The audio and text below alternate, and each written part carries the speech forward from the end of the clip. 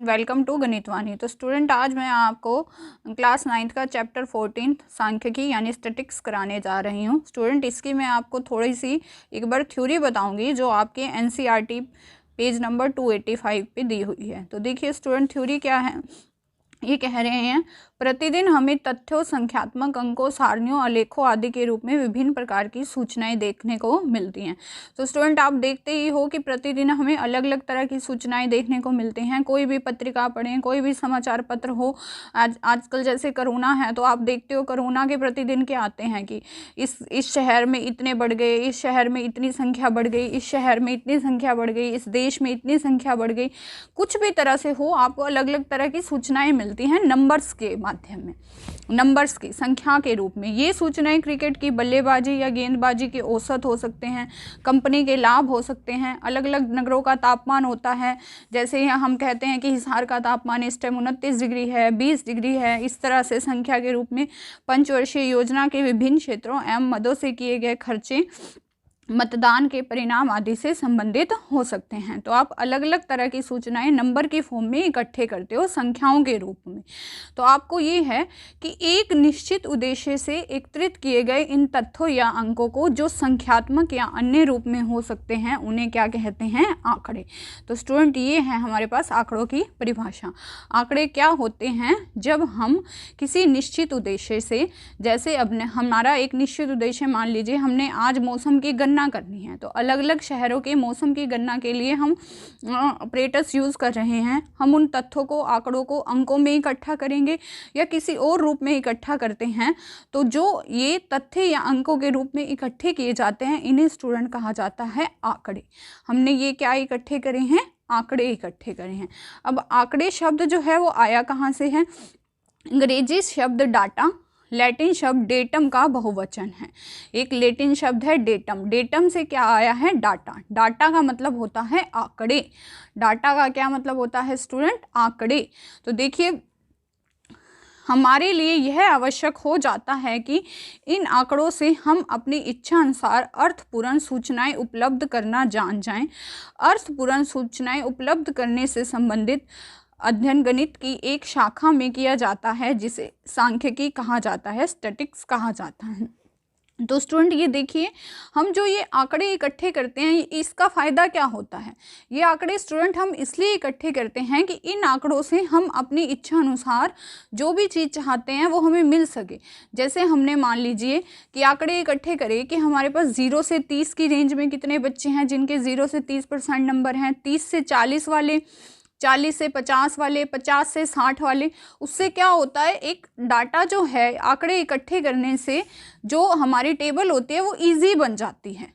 सूचनाएं जो होती है वो हम इजी से अपने आप को, किसी को भी है सूचनाएं जो हैं वो आसानी से प्रदान कर सकते हैं पढ़े। तो ऐसी शाखा जो सूचनाएं उपलब्ध करने के लिए मैथ की यूज़ की जाती है उसे क्या कहता है? सांख्यिकी। तो हमारे स्टूडेंट चैप्टर का क्या नाम है? सांख्यिकी। ये आपसे 1 मार्क्स में क्वेश्चन पूछा जा सकता है कि अर्थपूर्ण सूचनाएं उपलब्ध करने से संबंधित गणित की शाखा को क्या कहा जाता है? सांख्यिकी। ठीक है स्टूडेंट। अब सांख्यिकी शब्द की उत्पत्ति कहाँ से हुई है? तो सांख्यिकी की उत्पत्ति जो है स्टूडेंट, सांख्यिकी के अंग्रेजी शब्द स्टैटिक्स की उत्पत्ति लैटिन शब्द स्टेटस, जिसका अर्थ है एक राजनीतिक राज्य, से हुई है।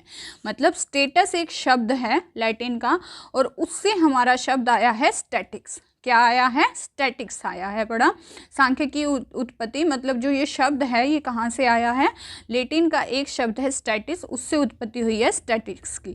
तो हमारी तरह से सांख्यिकी का मतलब क्या हो गया? सांख्यिकी का संबंध केवल आंकड़ों के संग्रहण और प्रस्तुतिकरण से ही नहीं रह गया।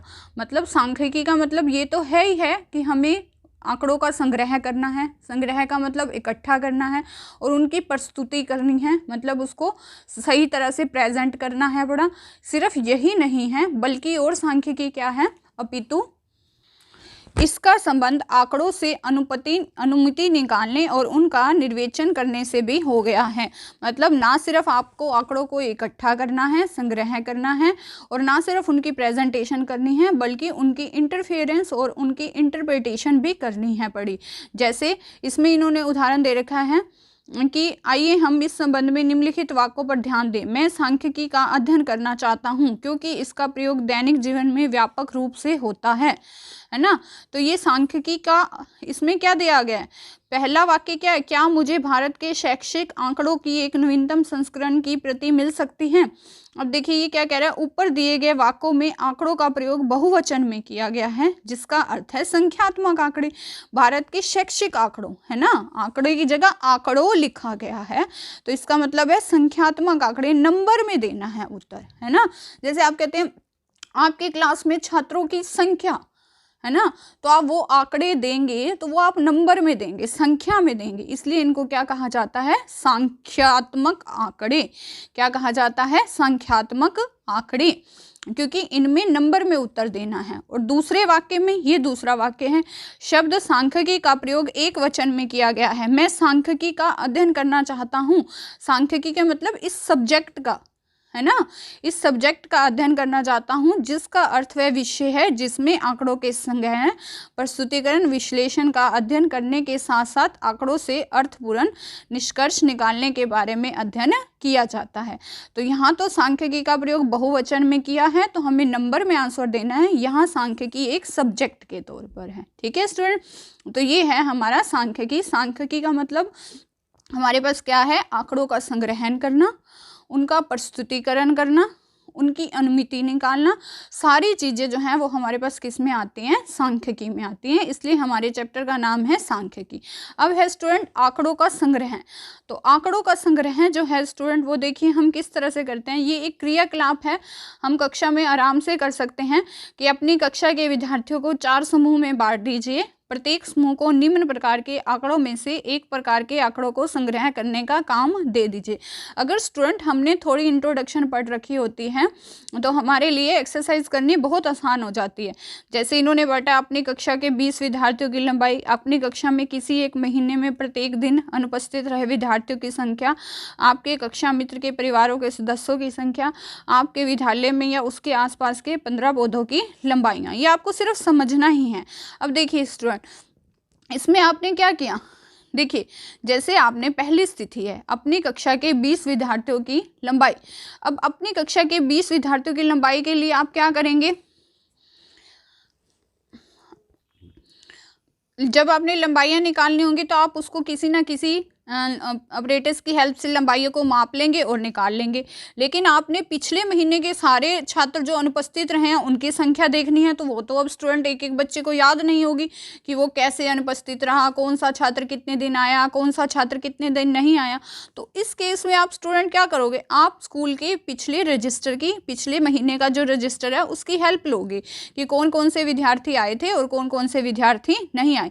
देखिए ये क्या कह रहे हैं, क्या सूचनाएं एकत्रित करने के लिए उन्होंने संबंधित प्रत्येक विद्यार्थी, मकान या व्यक्ति से सूचनाएं एकत्रित करी हैं, या क्या उन्होंने विद्यालय में उपलब्ध रिकॉर्ड जैसे कुछ स्रोतों से सूचनाएं एकत्रित करी हैं।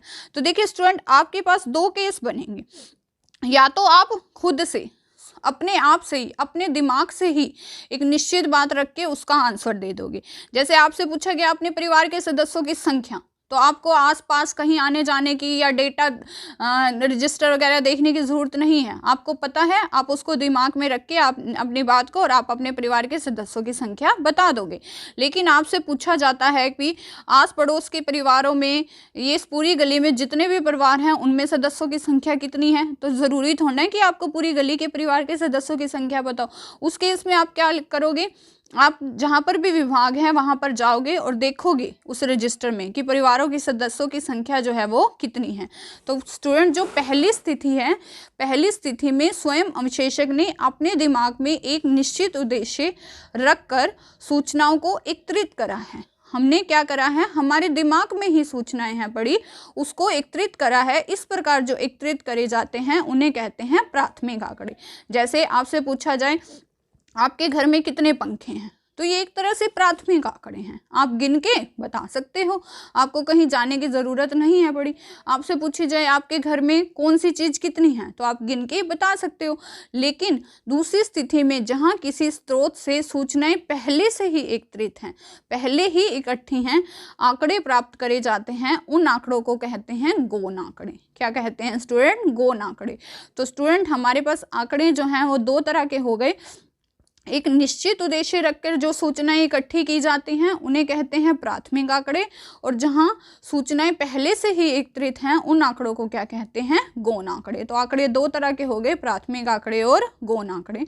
अब हम स्टूडेंट करते हैं एक्सरसाइज 14.1।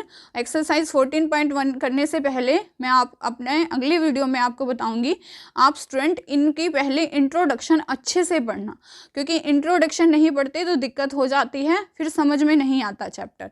तो ये करने में आपको कोई प्रॉब्लम आ रही है तो मेरे को कमेंट सेक्शन में जाके बताइए। अपने अगले वीडियो में मैं आपको इसके एक्सरसाइज 14.1 पोस्ट करूँगी। Thank you student.